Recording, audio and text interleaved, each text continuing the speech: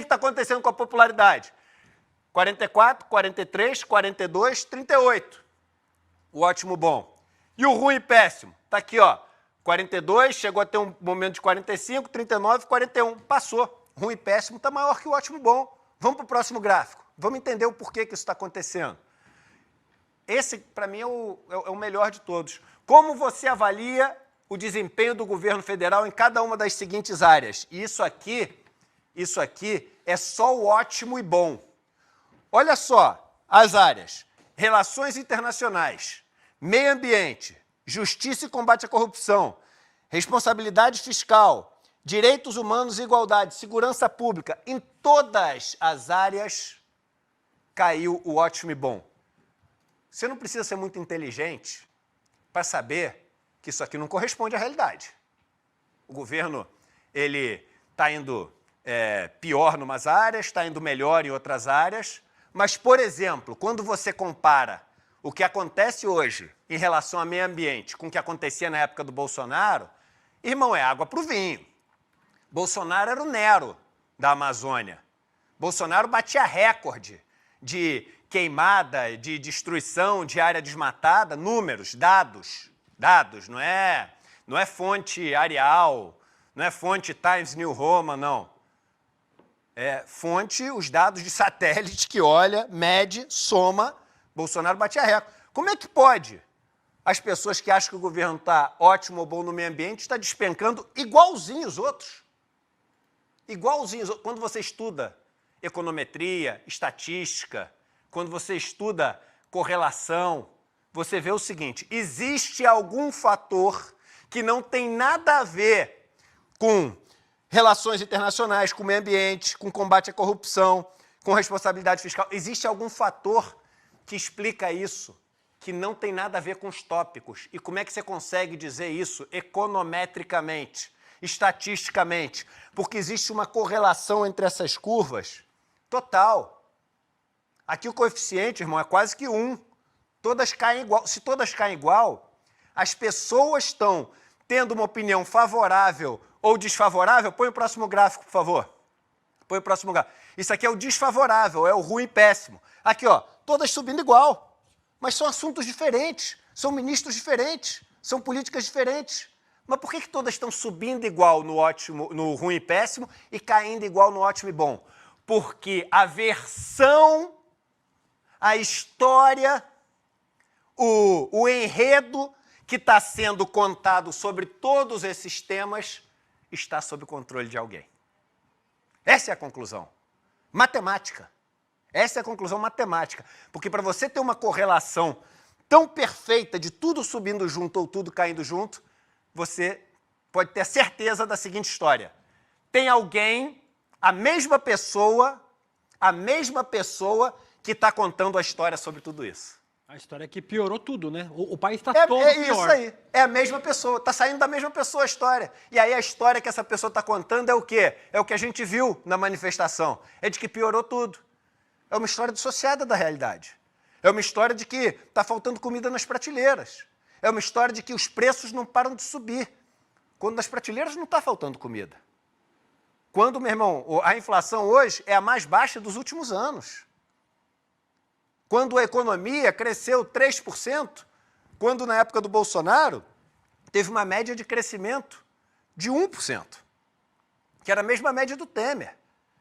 Mas a história que eles estão ouvindo não é essa. E aí o seguinte: como a percepção das pessoas ela não recebeu o suficiente de, como diria nosso amigo Calejão, que vai assumir aqui, de materialidade para combater essa história. E é verdade esse negócio que o Calejão fala. Qual a materialidade de melhora de vida que essa galera teve? Meu irmão, é o salário mínimo aumentar R$20?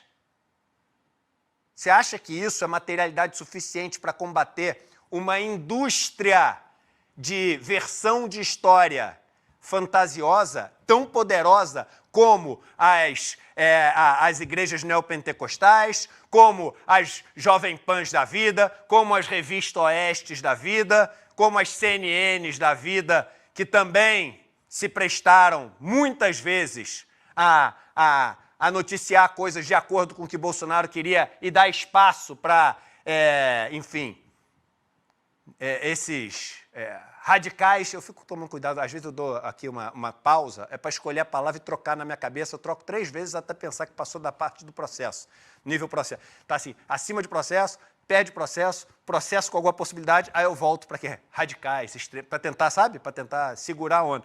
Mas a verdade é a seguinte, irmão. A história que está sendo contada por essa turma toda é o que está fazendo a percepção das pessoas. Não é os R$20 de salário mínimo e não vai ser os R$20 de salário mínimo. A gente viu uma entrevista do Stedley ontem, no Tutameia, e na entrevista o Stedley falou assim, eu dou nota 7 para o governo, e ele é parceiro do governo, né? Só que eu dou nota 7, ali para o Ministério do Desenvolvimento Agrário eu dou nota 5, porque o cara é meu amigo, Paulinho, que é um cara incrível, maravilhoso, mas ele falou, não teve 1 hectare, meu irmão, de desapropriação, nenhum, para a reforma agrária. Aí o que acontece? Você tem um movimento dos camponeses que querem terra, não só do MST, dos camponeses do Brasil. Então eles estão, é isso aí, somos parceiros do governo, mas os caras estão, meu irmão, assim, mexido a ponto de defender o governo, fazer propaganda, etc., sem terem recebido nada de melhora? O povo trabalhador vai defender o governo por causa de R$20? Não tem como. E com tudo isso jogando contra. Então não adianta a gente ser torcedor. A vida é muito prática, irmão. E isso, uma das poucas coisas que o mercado financeiro me ensinou é o seguinte, quando tu vira torcedor na vida, tu tá ferrado. Tu não pode ser torcedor. Tu tem que olhar os dados. Tu tem que olhar para que lado as coisas estão indo. E aí tu tem que reagir. Tu tem que se preparar. Tu tem que combater. Tu tem que lutar. Tu tem que se posicionar para quando chegar lá, que você sabe que vai chegar lá, tu está na posição certa para enfrentar. A gente está vendo que vai chegar lá. Mais o outro da pesquisa. Eu separei mais acho que 1 ou 2 gráficos da pesquisa. O que os caras conseguiram fazer? O que os caras conseguiram fazer na história que contam? Quais os 2 problemas do Brasil que voltaram a ser muito maior do que todos os outros na percepção das pessoas? Criminalidade e corrupção, que é o discurso que trouxe, que derrubou Dilma, é o discurso que trouxe Temer, que é o discurso que trouxe Bolsonaro. Você cria, a gente viu isso aqui no passado igualzinho. E aí o que aconteceu? Quando Bolsonaro e Temer entraram, o Brasil passou a ter assim, um nível de corrupção. A gente está vendo hoje na vacina, era negócio de bilhão para cá, bilhão para lá, um monte de gente sendo mandada embora, general envolvido na compra de vacina, corrupção pra caramba. Mas os caras controlaram a comunicação e caiu essa preocupação. A corrupção aumentou, mas caiu. Aí agora o que eles conseguiram fazer? Ah, fugiram do presídio. Ah, não sei o quê, do Comando Vermelho. Aí inventa a mentira do CPX, que é o Complexo do Alemão, e os caras falam que CPX é não sei o quê do CV. Aí falam que isso e aquilo. Trazem de volta esses temas na comunicação, no imaginário das pessoas. Quando esses temas ficam nessa diferença, meu irmão, 60%, o próximo, que é pobreza, é 20%. Se você acha no Brasil que o problema da corrupção é 3 vezes maior que o problema da pobreza no Brasil, irmão, tu não tem noção do país que você está vivendo. Você não tem noção do país que você está vivendo. Mas quando você joga isso aqui, aí tu começa a construir. Tu constrói mais um Moro. Ah, o Moro, isso, rifa o Moro, já passou, já cumpriu o papel que ele tinha, vamos arranjar um outro Moro. Aí arranja um outro Moro, é mole arranjar um outro Moro num país como o Brasil. Tu arranja mais uns 10 justiceiros e faz o próximo Bolsonaro, que não precisa ser Bolsonaro, pode ser o Tarcísio, que aliás subiu pra caramba nessa pesquisa em termos de ótimo e bom e não piorou nada o ruim e péssimo dele praticamente. O único que subiu. O único que subiu, claro. Tu já está fazendo. Então, isso aqui, junto com o gráfico do Tarcísio, isso aqui é nitroglicerina pura, irmão. Isso aqui é nitroglicerina pura. Então, as coisas estão mal paradas. E mal paradas que estão, seguimos dando. O Ministério dos Esportes, mais um que saiu mulher. A gente está lembrando aqui. Ministério de Sayana Moser, entra o Fufuca. Turismo também. Experiência do Fufuca nos esportes. Irmão, olha para o Fufuca. Não tem experiência no esporte. É para ver quando você olha para o Fufuca. Né? Não tem nenhum tipo de pré-julgamento. Mas o cara não tem nada de esporte. Ana Moser tem história de esporte. Apostas, não sei o quê. Vamos fazer o que o Lira quer para esse negócio de apostas. Caixa. Educação, a comissão de educação. Tributo, isentar tributo de neopentecostal.